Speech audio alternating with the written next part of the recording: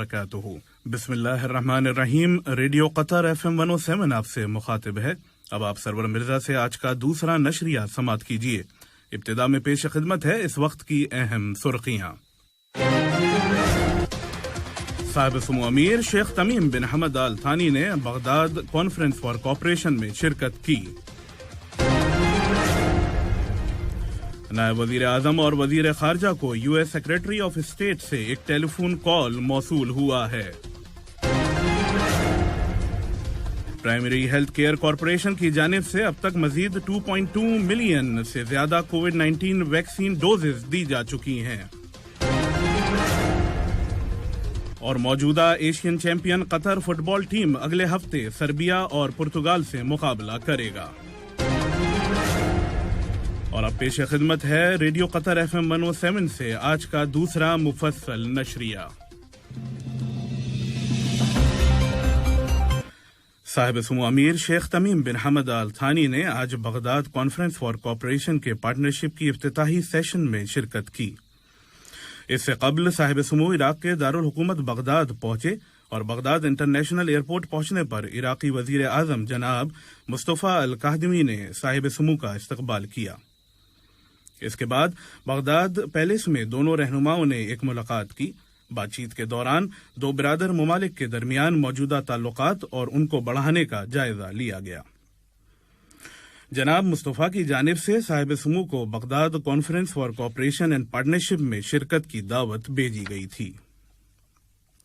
اس کے علاوہ مختلف شعبوں میں ترقی دینے کے ساتھ ساتھ مشترکہ دلچسپی کے ساتھ نمایاں ریجنل اور انٹرنیشنل ڈیولپمنٹس پر بھی تبادلہ خیال کیا گیا۔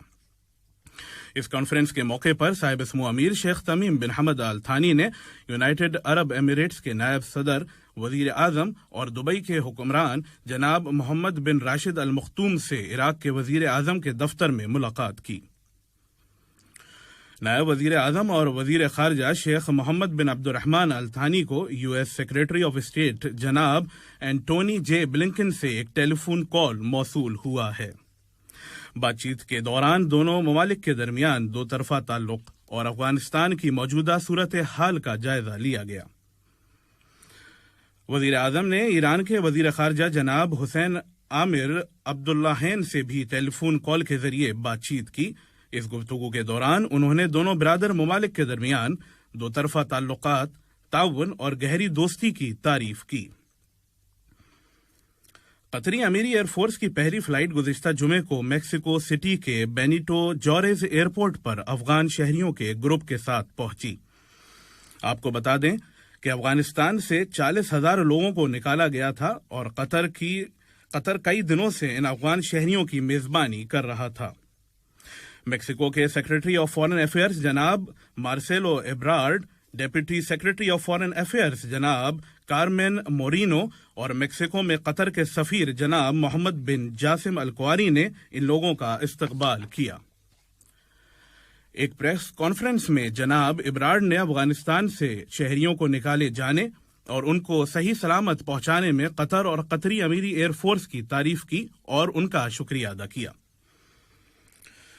قطر میں پہلی کووڈ-19 ویکسین کی خوراک 23 دسمبر 2020 کو الوجوہ ہیلتھ سینٹر میں دیے جانے کے بعد primary health care corporation vaccination ٹیموں نے تمام 27 ہیلتھ سینٹرز کے ساتھ ساتھ قطر نیشنل کنونشن سینٹر میں بھی ویکسینیشن کا انتظام کیا تھا، اور آج تک پرائمری ہیلتھ کیئر کارپوریشن کے ذریعے مزید 2.2 ملین سے زیادہ کووڈ-19 ویکسین کی ڈوزز دی جا چکی ہیں۔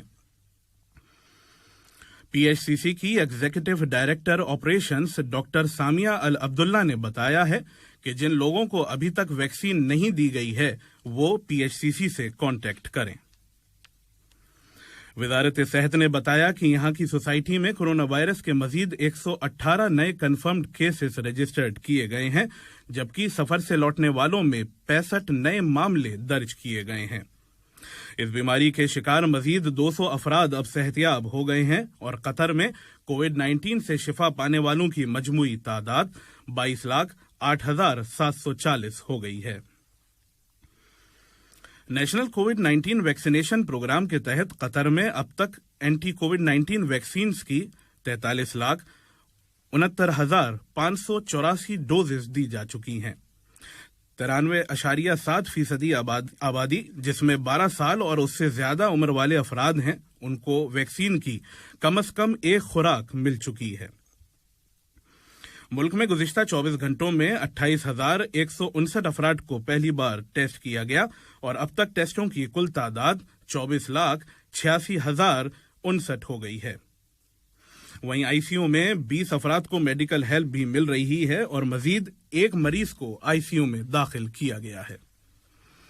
یہ خبریں آپ قطر ریڈیو FM 107 سے سن رہے ہیں۔ ملک میں کووڈ-19 بیماری کو کم کرنے کے لیے وزارت صحت نے عوام سے اپیل کی ہے کہ مختلف کووڈ-19 احتیاطی تدابیر پر عمل کرنا ہر ایک کے لیے ضروری ہے۔ ادھر کل حکام نے احتیاطی تدابیر کی تعمیل نہ کرنے والے 430 افراد کو پروسیکیوٹر کے حوالے کر دیا ہے۔ ان میں سے 403 افراد پبلک پلیس میں ماسک نہ پہننے پر اور باقی 19 سوشل ڈسٹینس برقرار نہ رکھنے کے لیے پکڑے گئے۔ 8 لوگوں نے اپنے موبائل پر اعتراض اپلیکیشن نہ ہونے پر حراست میں لیا گیا۔ اب تک وزارت نے ملک میں کووڈ-19 احتیاطی تدابیر کی خلاف ورزی کرنے پر ہزاروں افراد کو پبلک پروسیکیوشن کے حوالے کر دیا ہے۔ Ministry of education and higher education کے مطابق نئی تعلیمی سال 2021-2022 میں 16 نئے پرائیویٹ اسکول اور کنڈرگارٹن کے کھولنے کی امید ہے جو طالبہ کو 8,870 سیٹیں فراہم کریں گی۔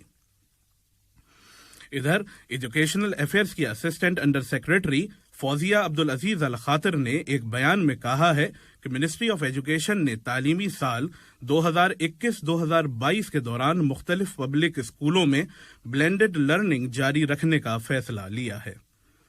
اس بلینڈڈ لرننگ کے تحت 50% طالبہ کو تمام گریڈ لیول میں اسکولوں میں داخل کیا جائے گا۔ اور اب کچھ خبریں کھیل کی دنیا سے۔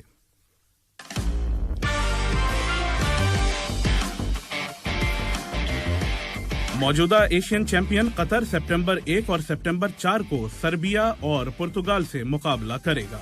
یہ مقابلہ فیفا 2022 ورلڈ کپ کے یورپین کوالیفائرز کے تحت کھیلا جا رہا ہے تاکہ میزبان قطر کو اگلے سال ہونے والے ورلڈ کپ سے پہلے بہتر ٹریننگ مل سکے۔ یہ دونوں میچ ہنگری کے ڈیبریسن شہر میں کھیلے جائیں گے۔ قطر کوچ فیلکس سینچیز نے ان دونوں میچوں کے لیے 31 ممبر اسکواڈ کا اعلان کیا ہے۔ آج انگلینڈ کے لیڈز میں کھیلے گئے تیسرے کرکٹ ٹیسٹ میچ میں میزبان ٹیم نے انڈیا کو اننگز اور 79 رنوں سے ہرا کر سیریز میں شاندار واپسی کی ہے۔ اس سے قبل انڈیا لارڈس میں دوسرا ٹیسٹ 151 رنوں سے جیتا تھا۔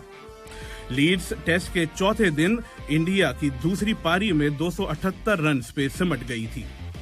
انگلینڈ کی جانب سے اولی رابنسن نے 65 رن دے کر 5 وکٹ حاصل کیے اور میزبان ٹیم کو سیریز کی برابری کرنے میں مدد کی۔